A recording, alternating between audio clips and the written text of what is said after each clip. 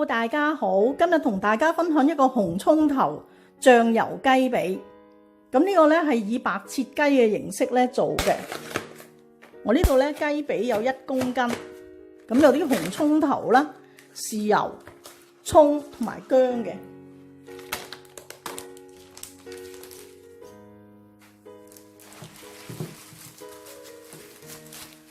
雞髀洗乾淨之後吸乾水。因為英國嗰啲雞咧係白雞，個顏色冇咁靚，所以咧我就會抹少少黃薑粉。如果你嗰個係黃油雞咧，就唔需要抹啦。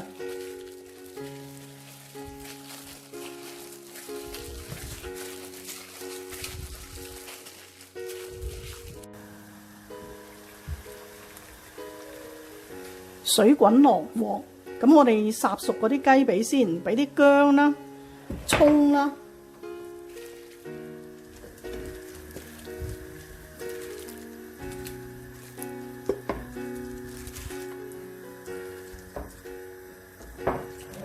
水咧要浸過呢個雞髀面，加多1湯匙嘅紹酒，滾翻之後咧轉小火煮佢大約15分鐘。咁如果你個雞髀係大咧，可能要略增加少少。你用蒸嘅方法蒸熟嗰啲雞髀都得嘅。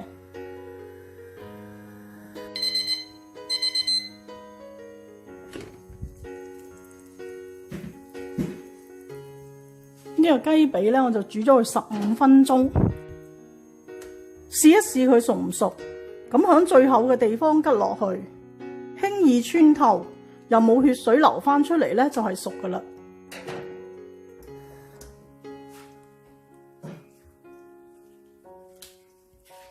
咁你可以夾起佢，攤佢15分鐘，或者咧浸冰水都得。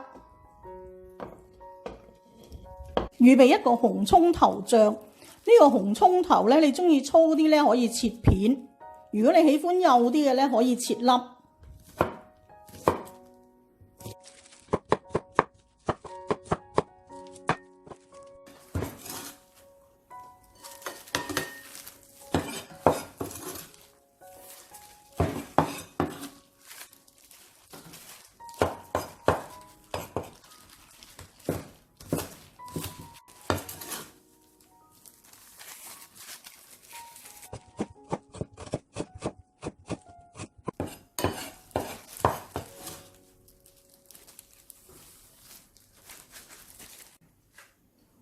我哋蘸一啲滾油落去，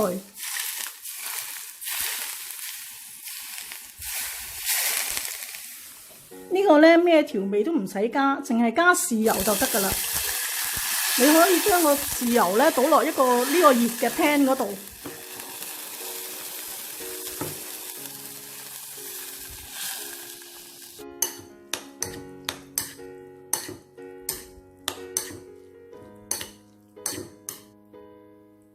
呢個雞髀咧，你可以抹少少麻油。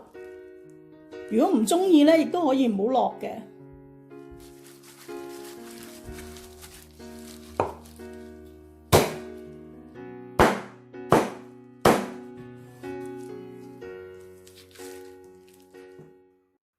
呢個紅葱頭豉油醬咧，你可以就咁淋落去都得。